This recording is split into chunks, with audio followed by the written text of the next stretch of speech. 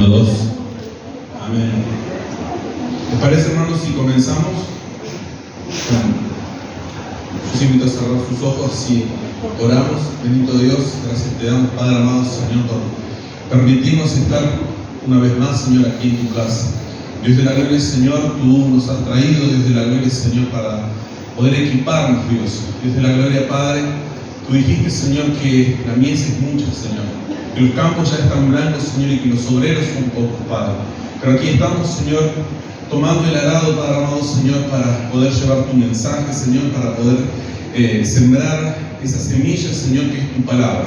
Dios de la gloria, Señor, permítenos poder entender, poder comprender, Señor, el mensaje, el cual tú ya has predicado, Señor. Queremos poder seguir tus pasos. Gracias, Señor, porque en tu misericordia, Padre amado, Señor, podamos ver que tú te places en nosotros, Señor, para poder llevar tu mensaje. Aun cuando nosotros no somos perfectos, Dios, tú utilizas, Señor, a los hermanos, tú utilizas mi vida, Señor, tú utilizas a tu iglesia, Señor, para poder llevar tu palabra. Por eso te damos las gracias, Señor. Queremos que tu Espíritu Santo, Señor, nos llene, Señor, nos cubra, nos proteja, Señor, cada vez que nosotros tengamos que salir a hablar acerca de tu palabra. Gracias te damos, Señor, por esta oportunidad que tenemos de testificar.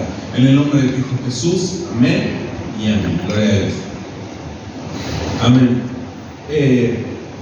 La idea de este taller es que nosotros podamos un poco organizar el tema de poder llevar el mensaje, ¿sí? No tanto el método, ¿sí? No tanto el método, la forma, sino el contenido del mensaje.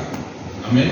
El mensaje es importante. Este mensaje nosotros no tenemos derecho a cambiarlo, ni a agregarle nada, ¿sí? Ni a cambiar, ni suavizar. Nada, el mensaje es uno solo. Amén. Así que vamos a recorrer bastante la Biblia en este tiempo. Así que si usted no puede manejar Biblia y anotaciones, le recomiendo que anote, ¿sí?, los versículos. Después usted lo puede repasar en su casa. Igual nosotros vamos a ir leyéndolo acá en la pantalla. Amén. ¿Cuántos saben lo que significa evangelio?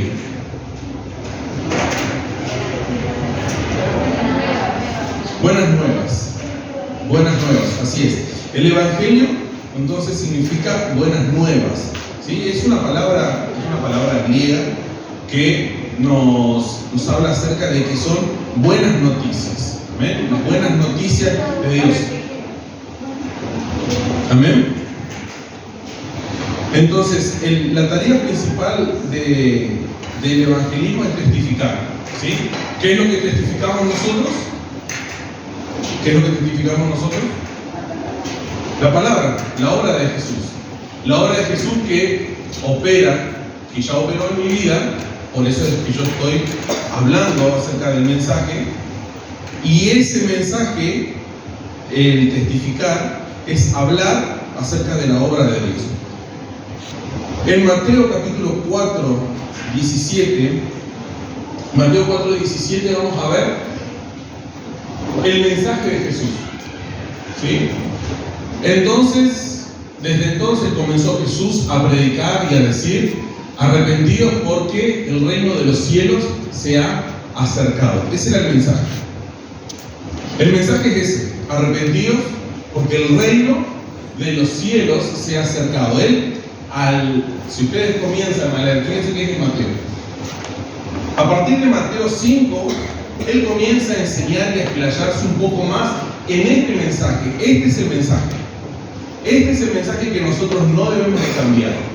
Este es el mensaje, el mismo mensaje que Jesús está dando. Este es el mensaje que nosotros no tenemos autorizado a cambiar, ni a modificar, ni a agregarle absolutamente nada, ¿sí? El mensaje es: arrepentidos porque el reino de los cielos se ha acercado. Ahora, si yo no voy a hablarle a una persona y le digo arrepentidos, ¿sí?, que el reino de los cielos se ha acercado, y no le explico de qué le estoy hablando, no le estoy explicando a dónde va, no va a lograr entender. Entonces Jesús comienza a partir del capítulo 5 en Mateo a explicar cada parte.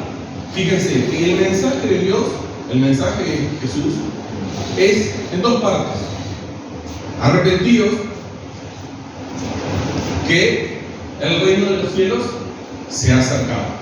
Son dos partes, ¿sí? Esta es la forma más fácil de nosotros cuando vamos a predicar, nos va a ayudar el saber en dónde estamos parados, ¿sí? Entonces, el primer mensaje que le tiene que llegar a la persona es arrepentir.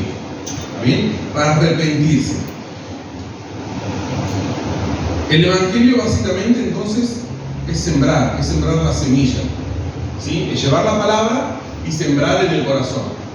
Llevar la palabra y sembrar en el corazón de la vida. Pero fíjense lo que dice en Mateo, por ejemplo, la historia del sembrador, la parábola del sembrador, mejor dicho. ¿Qué es lo que dice? Que había 4 tipos de terrenos: el terreno con piedras, el terreno con espinas y una buena tierra, ¿sí? Ahora, el sembrador, yo puedo ir y predicarle a toda la gente, ¿sí? Pero el objetivo no es solamente ir y esparcir semillas, no es solamente ir y entregar semillas. La meta del evangelismo es hacer un discípulo. Esa es la meta del evangelismo. El evangelismo es hacer un discípulo. Así que aquella gente que siembra, que quiere que esa semilla dé fruto, ¿qué es lo que hace en su terreno? Saca las malezas, saca las piedras que pueden haber, la prepara el terreno y larga la semilla. Eso básicamente es lo que nosotros hacemos en una célula. En la célula, mucha gente no conoce de Dios, o porque son nuestros vecinos, porque son. Nuestra tarea es sacar esas piedras, sacar esos espinos, para poder sembrar esa semilla. Ese es el propósito de una célula, por ejemplo.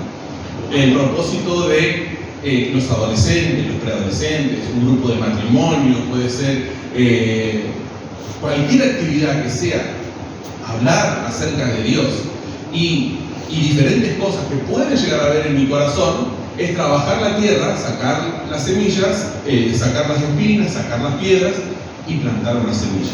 De esa forma yo voy a ser un discípulo, porque yo estoy preparando la tierra. Ahora, si yo solamente voy y predico en la calle, ¿sí? Yo soy un evangelista, ¿sí? Parte de los ministerios que Dios entregó. Yo comienzo a predicar y va a haber semillas que van a caer en buena tierra y va a haber semillas que directamente el enemigo se las lleva porque hay una dureza en el corazón. No hay un trabajo. Por eso el trabajo de la iglesia, por eso el trabajo de la célula, por eso nuestra tarea en la célula es esa. Es preparar esa tierra y darle el mensaje. Mucha gente viene con problemas y vamos, los que estamos en una célula sabemos que la gente habla constantemente. Entonces esa es nuestra oportunidad para poder sacar lo que sea las espinas y las piedras. Todo lo que no deja que llegue la palabra, eso es lo que yo debo de sacar. Ese es mi trabajo. Pero la meta entonces del evangelismo es hacer un discípulo, ¿sí? Esa es la gran comisión. ¿Qué dijo Jesús? Vayan, prediquen. ¿A quiénes? A todos. Hagan discípulos, bautícenlos en el nombre del Padre, del Hijo y del Espíritu Santo, ¿sí? Y luego, ¿qué se hace? Se lo envían. Esa es la tarea. Esa es nuestra tarea. Esa tarea lo han hecho con nosotros y esa misma tarea nosotros debemos de hacer con otra persona. Esa es la tarea, esa es la gran comisión. Y así se va armando esta hermanada que hoy tenemos, ¿sí? Nosotros vinimos de muchos lugares acá, ¿sí? Yo nunca pensé encontrarme con ustedes, quizás. ¿Pero qué fue? No, quizás yo no la traje, por ejemplo, a Gaby, pero sí fue una hermana de acá que la trajo a ella. Y hoy somos hermanos y trabajamos juntos, ¿sí? Y así se va construyendo. Amén. Entonces es predicar, discipular, bautizar y enviar. Esa es la tarea la que Jesús vino a hacer.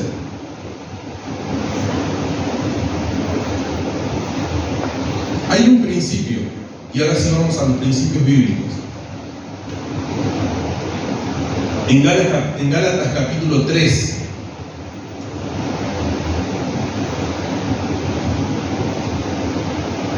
Gálatas capítulo 3, versículo 24.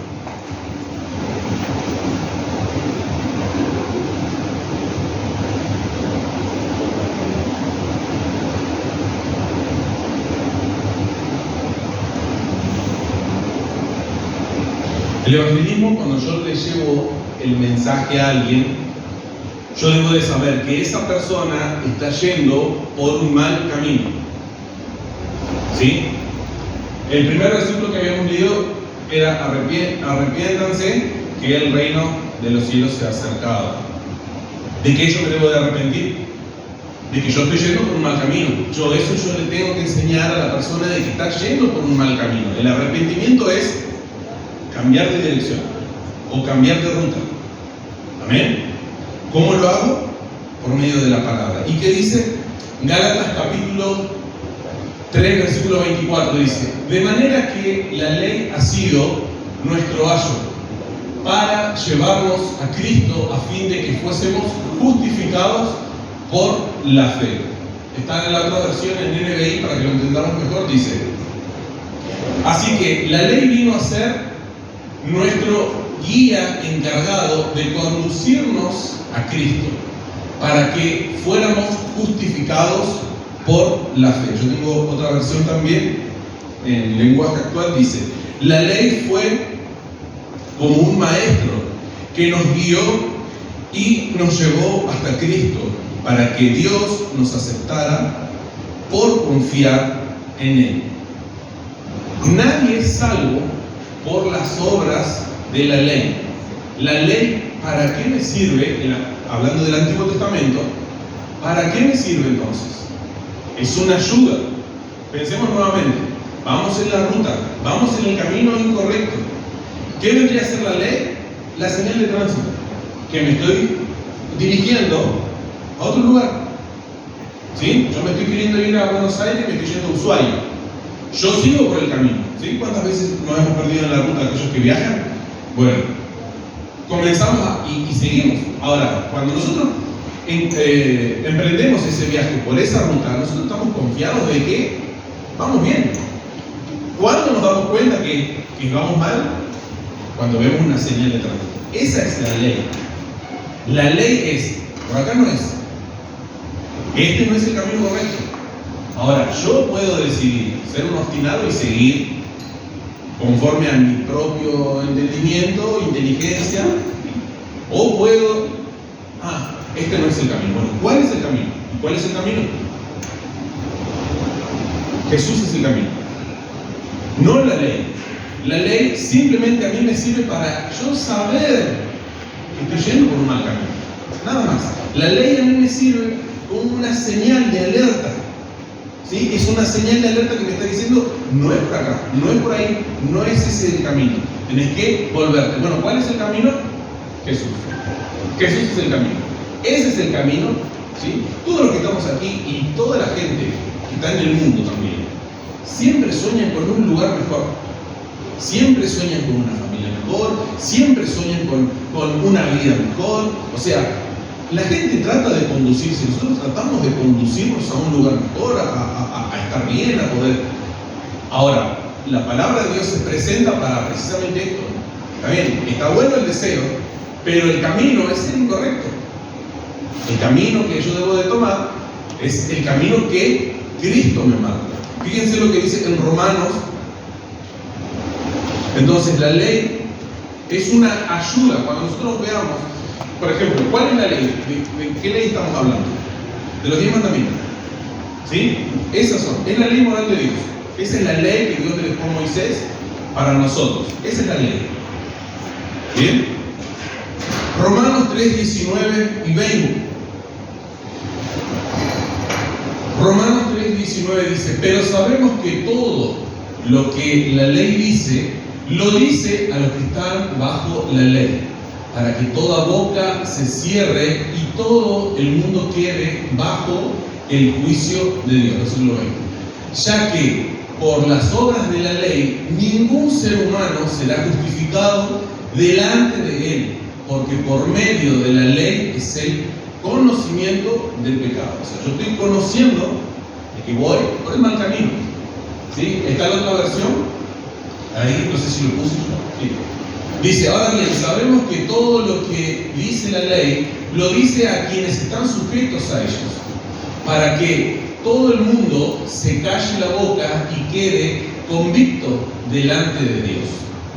Por tanto, nadie será justificado en presencia de Dios por hacer las obras que exige la ley. Más bien, mediante la ley cobramos conciencia del pecado.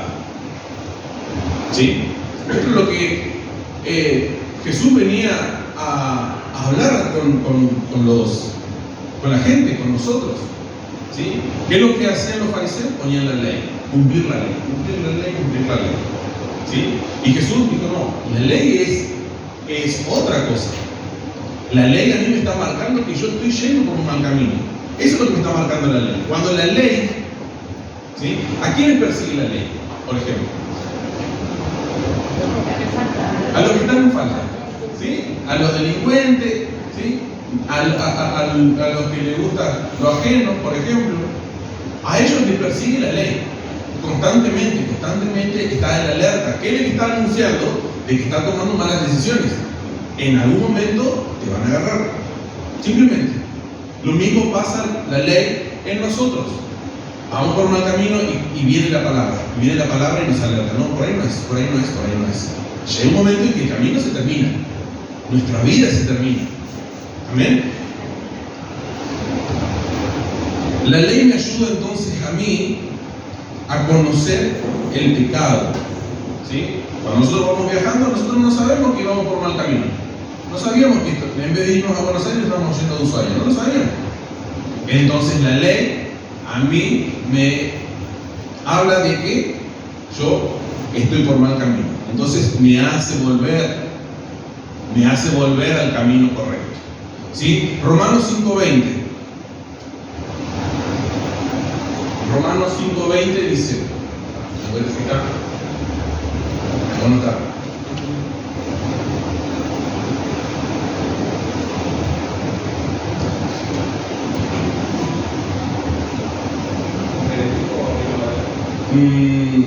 En la otra versión, RBR.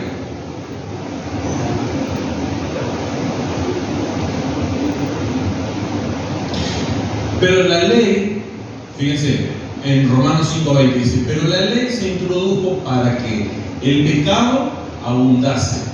Más, cuando el pecado abundó, sobreabundó la gracia. ¿Sí? Pero la ley se introdujo para que el pecado abundase. Más, cuando el pecado abundó, sobreabundó la gracia. Al introducir la ley en mi vida, me doy cuenta de que el pecado abunda. Cuando yo me doy cuenta de la ley de Dios, estoy diciendo, no, al final hay mucho pecado. Estoy yendo por mal camino realmente. La ley se introduce para que nosotros sepamos de que hay pecado, de que abunda el pecado. Pero, dice, pero sobreabundó la gracia. Aun cuando el pecado era mucho, la gracia aún lo supera todo, lo cubre todo, es aún mayor. ¿Sí? La ley se introduce, yo introduzco la ley para conocer el pecado. Cuando yo entiendo que mi vida abunda en pecado, yo tomo conciencia, ¿sí? Me reconozco que soy culpable y vuelvo de mi mal camino. Entonces, cuando yo estoy arrepentido, ¿sí? Que es el mensaje de Jesús, entiéndete, porque el reino se ha acercado, ese reino se ha acercado, me habla de la gracia. ¿Sí? No hay gracia si no hay arrepentimiento. ¿Qué es la gracia? ¿Qué es la gracia? La gracia es algo que Dios me da, o sea, es un sustituto. Dios puso un sustituto que es Jesús en nosotros. Fíjense lo que dice en Santiago 4:6.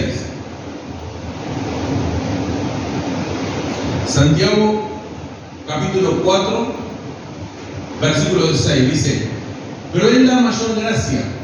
Por esto dice: Dios resiste a los soberbios y da gracia a los humildes. Este versículo me va a ayudar a mí a armar mi mensaje. Este versículo. Esta vendría a ser algo clave a la hora de hablar, a la hora de testificar. Pero Él da mayor gracia. Por esto dice: Dios resiste a los soberbios y da gracia a los humildes. Este es el principio entonces.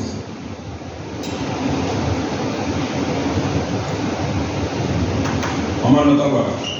Vamos a darle el pizarrón.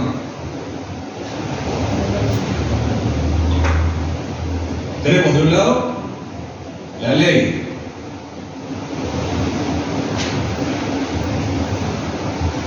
No se escribe muy bien. Y del otro lado, la gracia.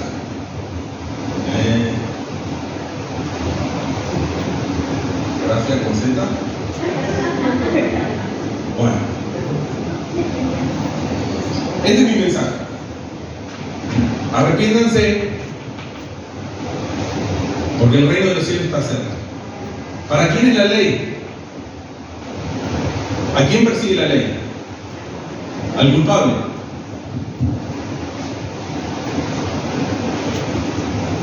Al culpable.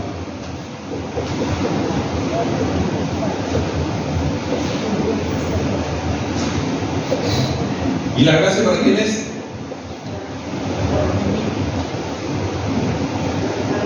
Para los humildes.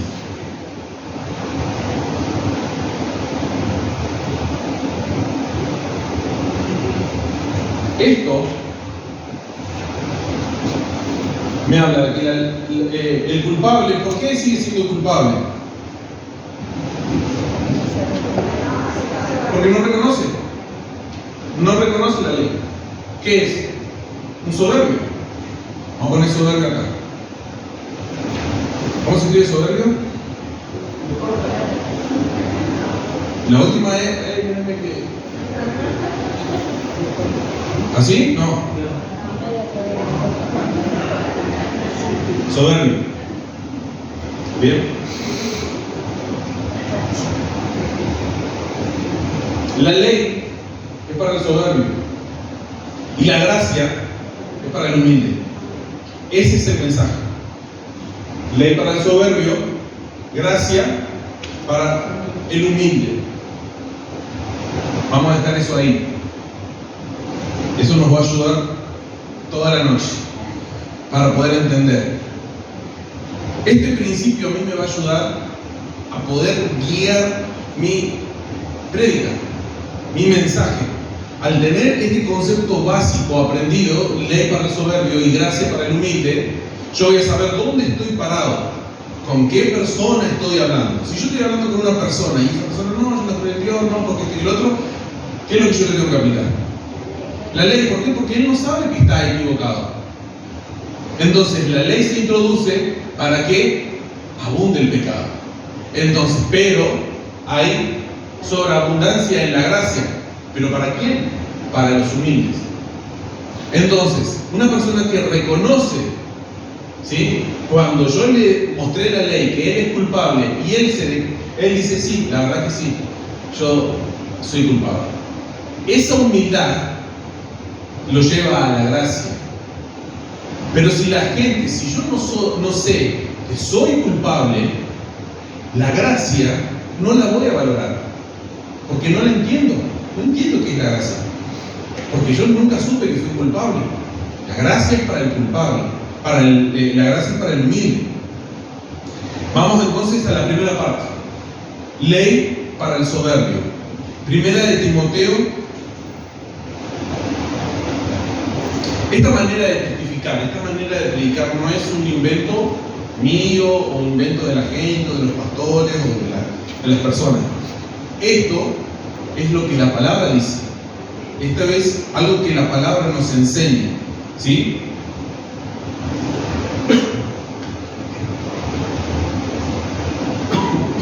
Primera de Timoteo, capítulo 1, versículo 8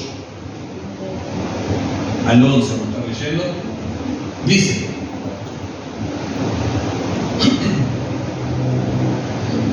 sí, vamos a leer primeramente, vamos a ver la primera parte, ley para el soberbio. Pero sabemos que la ley es buena si uno la usa legítimamente, o sea que nosotros podemos usar la ley. Conociendo esto, que la ley no fue dada para el justo, la ley no es para nosotros, para los hijos de Dios, para los cristianos, no es para nosotros. Nosotros no vivimos en la ley, nosotros vivimos en la gracia.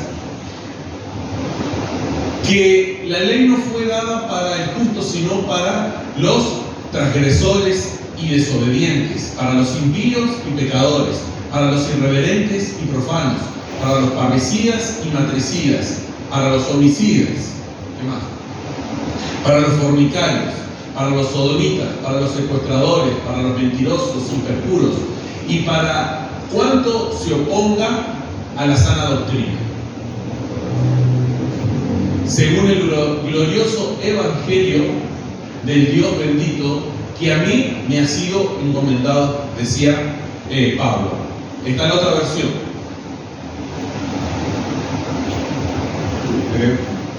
Sí. Dice: ahora bien, sabemos que la ley es buena si se aplica como es debido. Yo no puedo aplicar la ley a un humilde. La ley se aplica al soberbio, al culpable. Yo no puedo aplicarnos la ley entre nosotros. No está bien. Tengamos en cuenta que la ley no se ha instituido para los justos, sino para los desobedientes y rebeldes, para los impíos y pecadores, para los irreverentes y profanos. La ley es para los que maltratan a sus propios padres, para los asesinos, para los adúlteros y los homosexuales, para los traficantes de esclavos, los embusteros y los que juran en falso. En fin, la ley es para todo lo que esté en contra de la sana doctrina enseñada por el glorioso evangelio que el Dios bendito me ha confiado. ¿De quién es el evangelio? Esta forma de predicar de Dios. Dios nos encomendó esta forma. ¿Sí? ¿Cuál es la ley de Dios? Dijimos los 10 mandamientos. A ver, yo tenía ahí una foto de los 10 mandamientos. ¿Sí? Ahí está. Es de la escuelita dominical, pero ilustra, ¿no? El primer mandamiento dice: no tendrás dioses ajenos delante de mí, no te harás ni te inclinarás ni honrarás a ídolos, no tomarás el nombre de Jehová tu Dios en vano, santificarás el sábado como el día de reposo, honra a tu padre y a tu madre, no matarás, no cometerás adulterio, no hurtarás, no darás falso testimonio contra tu prójimo, no codiciarás. Esta es la ley. Ahora, vamos a ver en Lucas capítulo 18, versículo 18, la forma en la que Jesús predicó, y vamos a ver cómo Él aplicó la ley. Fíjense cómo Él aplica la ley en esta historia. Lucas 18, 18.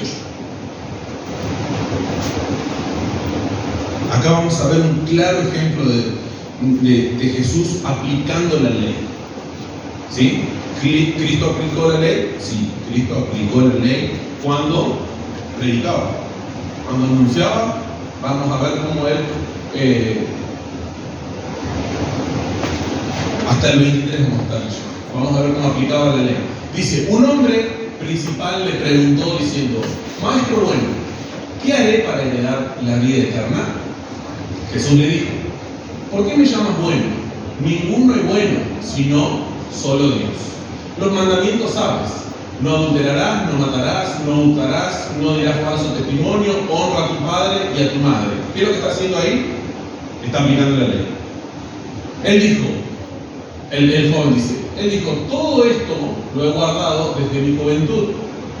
Jesús, oyendo esto, le dijo, aún te falta una cosa, vende todo lo que tienes y dalo a los pobres y tendrás tesoro en el cielo, y ven, sigue. Entonces él, oyendo esto, se puso muy triste porque era muy rico. Y ahí termina la historia. Jesús nunca le presentó la gracia, lo dejó ir.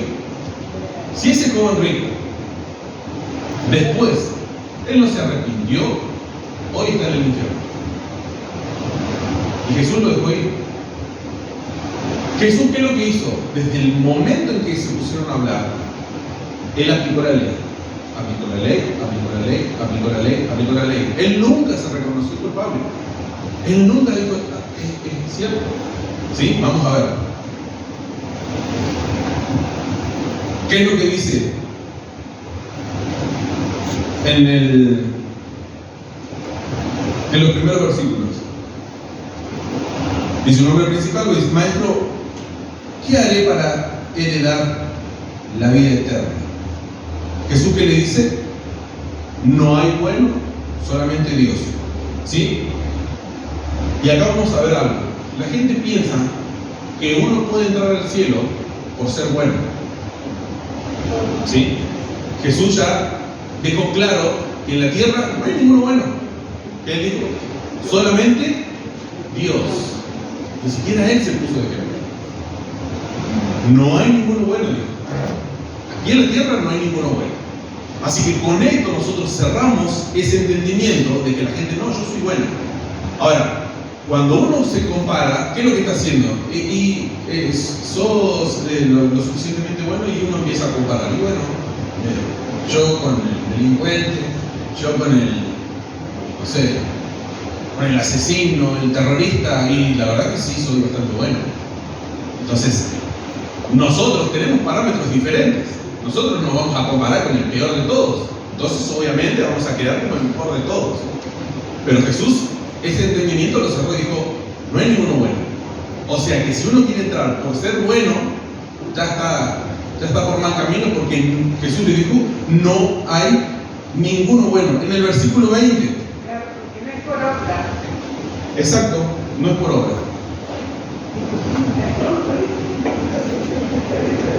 Bien, bien. Fíjense lo que dice el versículo 20. Versículo 20. Los mandamientos, ¿sabes qué es lo que hizo Jesús? Comienza a aplicar la ley. Ya él pensaba que era bueno. Entonces él dijo, no hay ningún bueno. Los mandamientos, ¿sabes? Y él, ¿qué dijo en el versículo 21? Ahí le da algunos, ¿sí? Volvamos al 20. Miren. Volvamos al versículo 20. No adulterarás, no matarás, no hurtarás, no dirás falso testimonio. ¿Quién desde su momento? ¿Quién desde que fue niño nunca mintió? ¿Quién de los que estamos aquí nunca se quedó con un vuelto de la madre, del papá? Devolvé, Tino. ¿Quién de los que vamos a dejarlo descansar a los niños? ¿Quién no se ha robado 5 minutos de trabajo? Voy un ratito antes, o llego un poquito más tarde. No hay ninguno bueno. La ley a mí me enseña de que yo soy culpable, que no hay forma de que yo sea bueno por mis propias acciones, porque al quebrantar uno solo, ¿sí? No, pero lo que pasa es que fue una mentirita piadosa. No existe mentirita piadosa, ¿sí? No hay forma de nosotros justificarnos por las obras, como decía el hermano. No hay forma de que nosotros. ¿Qué es lo que dijo en el versículo 21? Todo esto lo he guardado desde mi juventud. Era el ángel Gabriel. Era muy bueno. ¿Qué es lo que me habla de esta gente? ¿Qué me habla de esta persona, de esta contestación? Una persona soberbia que no acepta, que no reconoce, que no se arrepiente de nada. Entonces, ¿qué es lo que hay que hacer para el soberbio? seguir aplicando la ley. ¿Qué es lo que hace Jesús? Versículo 22. Oyendo esto, le dijo: aún te falta una cosa, vende todo lo que tienes y dalo a los pobres y tendrás tesoro en el cielo, y ven y sígueme. ¿Qué ley está aplicando ahí Jesús? No.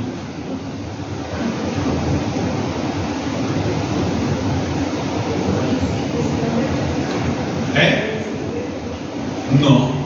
De la ley, miren, de lo que compartimos acá, de los 10 mandamientos que habíamos leído recién, ¿qué ley está aplicando Jesús ahí?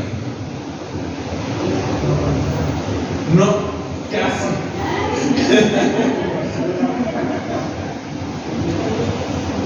Está aplicando el primer mandamiento. No tendrás. Yo seré lo primero. ¿Qué era lo primero para él? Sus riquezas. Lo primero para él eran sus riquezas. No tendrás ídolos delante de mí. O sea, nada ocupará el primer lugar. Solamente yo. ¿Por qué se puso triste? Porque ahí estaba. Aplicó la ley. ¿Por qué? Porque era un soberbio. Y a pesar de que él decía que no era culpable, él era culpable. Porque la ley se lo está marcando que él es culpable. La ley le está marcando de que él va por un mal camino. La ley le está marcando de que él es culpable. Pero él es tan soberbio que no reconoce. Hasta que la ley le tocó. Y dijo sí. ¿Y qué hizo él? Se fue. Y Jesús lo dejó ahí. Muchas veces nosotros tenemos miedo a estas cosas. Y uno dice: no te vayas, pero yo te invito a mi casa, yo te voy a ir a visitar, vamos a ir, vamos a hacer una comida y venite que tenemos una actividad con las mujeres y tenemos esto. ¿Cuál es la función de la actividad esa? Es quitar las piedras para poner una semilla. Pero no es parte del Evangelio el seguirlo por detrás. Esa persona tiene que reconocer, tiene que arrepentirse. Jesús dijo: arrepiéntanse. ¿Quién no se quiso arrepentir?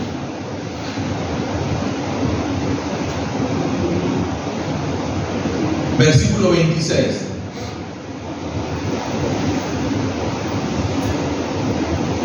Y los que oyeron esto dijeron: ¿quién pues podrá ser salvo? Versículo 27. Y él les dijo: lo que es imposible para los hombres es posible para Dios. Mucha gente piensa que es más lo que va a perder en Dios que lo que va a ganar. ¿Quién va a ser salvo entonces? Lo que es imposible para Dios, lo que es imposible para los hombres, es posible para Dios. Ahora, humanamente pensemos: si yo tengo que dejar mi trabajo, si yo tengo que dejar todos mis bienes materiales, si yo lo pienso humanamente, ustedes van a decir: ¿qué voy a comer mañana? ¿Qué voy a hacer mañana? ¿Qué van a comer mis hijos? Pero Jesús le estaba diciendo que iba a recibir más que lo que ya tenía. Pero él no lo creyó. Fíjense lo que dice después, versículo 29. Y él les dijo: de cierto os digo que no hay nadie que haya dejado casa, o padre, o hermanos, o mujer, o hijos, por el reino de Dios, que no haya de recibir mucho más en este tiempo, o sea, aquí en la tierra, y en el siglo venidero, la vida eterna. Entonces, para los que creen que es más lo que perdés, Jesús dijo: reciben mucho más aquí en la tierra y en la vida venidera. Él disipó esa duda que tenían sus discípulos. ¿Sí? La gente cree que puede perder mucho más si sigue a Jesús. ¿Sí? Entonces, esa pelea, muchas veces, la sufrimos, porque pensamos: no, porque ¿qué voy a hacer? No, y si yo no trabajo hoy, no, porque si yo no tengo que trabajar, yo tengo que hacer. Y Dios te dice: no hay nadie que haya dejado, o sea, ¿qué quiere decir? No hay nadie que me haya obedecido, que haya perdido o que les ande peor. No, aquellos que han dejado, porque ahora, Dios nos pide a todos esto, Dios nos está pidiendo a todos que dejemos nuestro trabajo. No, ¿por qué a él sí le pidió?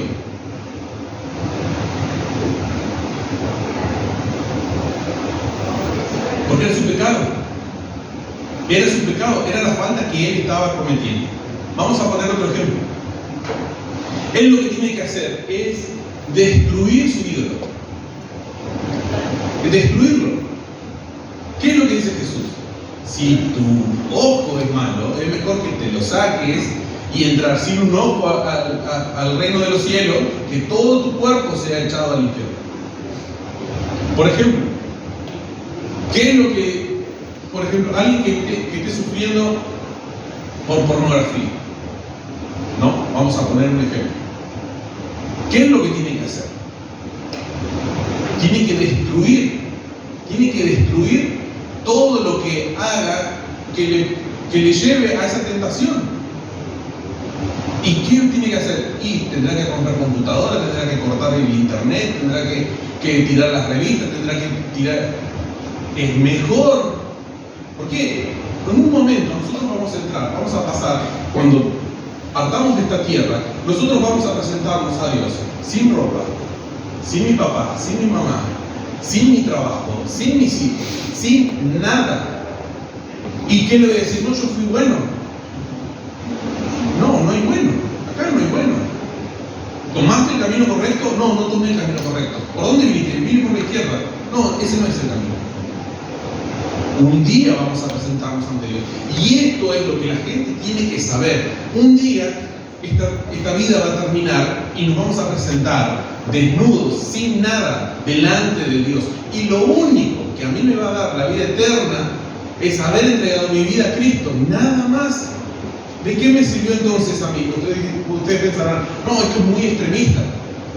No, extremo, el cortar el internet, el regalar una tele, el regalar una computadora. Pero en un momento nosotros vamos a estar delante de Dios. Y te va a decir, ¿de qué te sirvió la computadora? ¿De qué te sirvió el internet? Si nunca te arrepentiste. Eso es lo que Dios quiere. Arrepentimiento. Cuando hay arrepentimiento, está la gracia. ¿Sí? ¿Se entiende? La ley para el soberbio. Yo no le presento la gracia al soberbio hasta que él no se arrepienta, hasta que él sepa que está por un mal camino. Cuando yo tomo la decisión de volver de mi camino, si yo estoy yendo por una mala ruta, cuando yo entiendo, cuando yo sé que voy por un mal camino, entonces, ¿qué es lo que debemos de hacer con esa persona? Que entienda que está yendo por un mal camino. Ese es el trabajo. Y lo que más cuesta, que la persona entienda que está equivocada.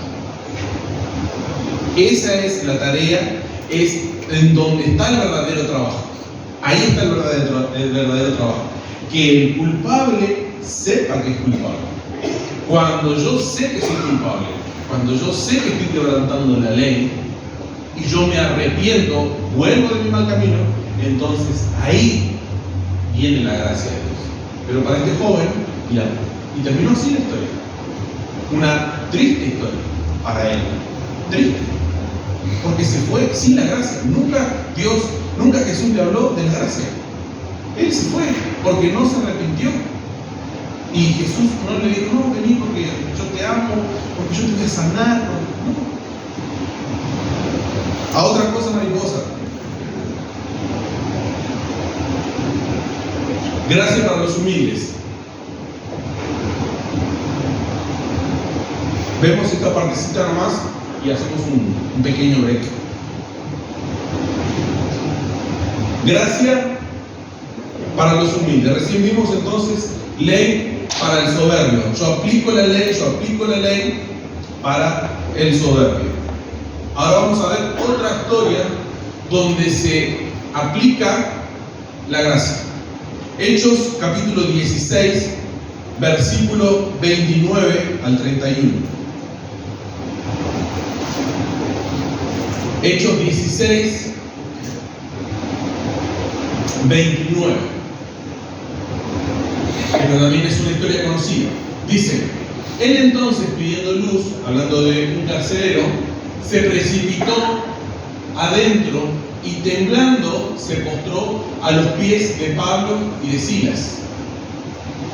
Y sacándolos les dijo: señores, ¿qué debo hacer para ser salvo? Ellos dijeron: cree en el Señor Jesucristo y serás salvo tú y tu casa. Ahora ustedes se preguntarán: ¿y la ley? ¿Por qué Pablo y Silas no aplicaron la ley? ¿Por qué no le dijeron: mentiste? ¿Codiciaste? ¿Tenés algún ídolo? ¿Por qué no lo hizo? Porque yo estaba arrepentido. Mostró un acto de humildad. Incluso un carcelero. Yo trabajo con presos, y una de las reglas que tenemos es nunca darle la espalda a ningún preso. Así que arrodillarnos, ni pensarlo. Postrarnos, mucho menos. Ni siquiera la espalda le podemos dar. Y tenemos que estar a una distancia. Esas son las normas, las reglas que nosotros tenemos en nuestro trabajo. Vayamos entonces en contexto, versículo 25. Vamos a ver por qué no se aplicó la ley. Pero a medianoche, orando, Pablo y Silas cantaban himnos a Dios, y los presos, todos los que estaban ahí, oían. Entonces sobrevino de repente un gran terremoto, de tal manera que los cimientos de la cárcel se sacudían, y al instante se abrieron todas las puertas y las cadenas se soltaron.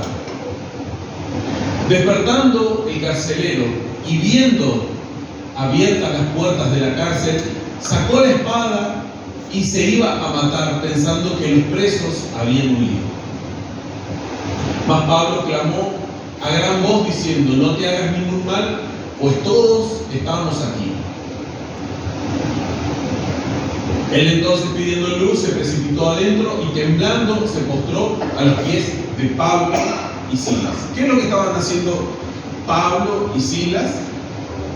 Estaban adorando, estaban testificando por medio de la oración. Ellos estaban invocando el nombre de Dios. Ellos cantaban y todo eso se escuchaba. Entonces este carcelero, él escuchaba. Ahora, en el momento que empezó a sentir el terremoto, él ya venía creyendo de lo que ellos ya estaban. Entonces, ¿qué dijo? No, algo está pasando. La muerte me viene a buscar y yo no soy salvo. ¿Qué hizo?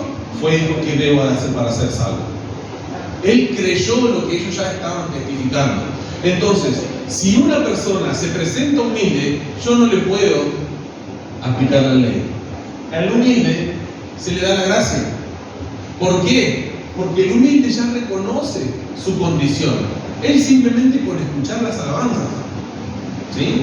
¿Cuántas veces nosotros hemos ido a hacer reuniones, me acuerdo, al aire libre, y la gente escuchaba y después venía y a la hora de hacer pasar a la gente, ellos venían, salían de su casa y venían, estaban escuchando todo. Eso hace lo que los pastores siempre dicen: venga a dar el paso de fe, ¿no? Pablo y Silas testificaban, orando, ¿sí? El carcelero, ¿qué es lo que hizo? Creyó, ¿sí? Y en un acto de humildad, ¿sí? Porque él no sabía cómo ser humilde, pero él físicamente, en su postura, él trató de mostrar una humildad. Ellos lo pudieron, entonces creen en el Señor. La ley para el soberbio, la gracia es para el humilde. ¿En qué versículo quedamos? 30. Vamos al 31. Ellos dijeron: cree en el Señor Jesucristo y serás salvo tú y tu casa. Y le hablaron la palabra del Señor a él y a todos los que estaban en su casa. El carcelero se los llevó a su casa, a Pablo y a Silas. ¿Qué más? Y él, tomándolos en aquella misma hora de la noche, les lavó las heridas y enseguida se bautizó él con todos los suyos. ¿Cuál es lo que nosotros hacemos con el evangelismo? Sembrar la semilla discipular, ¿sí? Porque ellos estuvieron hablando, bautizar y enviar. Todo en la misma noche. Todo en la misma noche pasó.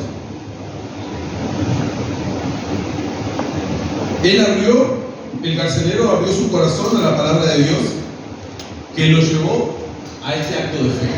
Él se bautizó. Él se bautizó. Este es el último versículo y el 34.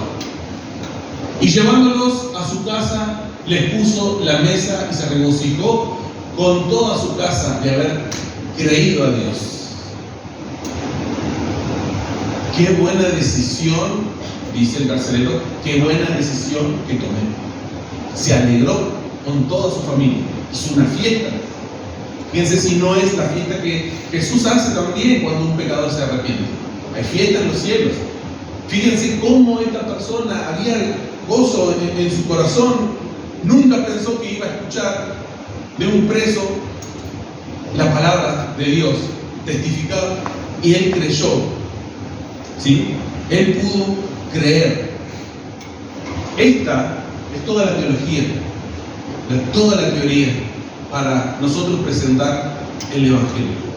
La ley para el soberbio, la gracia es para el humilde. Este principio de guía a mí me va a ayudar a poder aplicar la ley, cuándo aplicar la ley, ¿sí? Y cuándo aplicar la gracia, ¿sí? Erróneamente muchas veces tratamos de, cuando estamos con un soberbio y no acepta, erróneamente nosotros tratamos de chantajear a la gente. Como hijos de Dios tratamos. ¿Por qué? Porque obviamente nosotros sabemos que lo que le estamos ofreciendo es algo muy bueno y queremos ayudar a Dios. Pero ¿quién es el que convence al mundo de pecado? El Espíritu Santo. O sea que yo no puedo hacer nada. O sea, cualquier ayuda que yo pueda dar está de más. ¿Sí? Yo anoté algunas que yo lo he dicho muchas veces.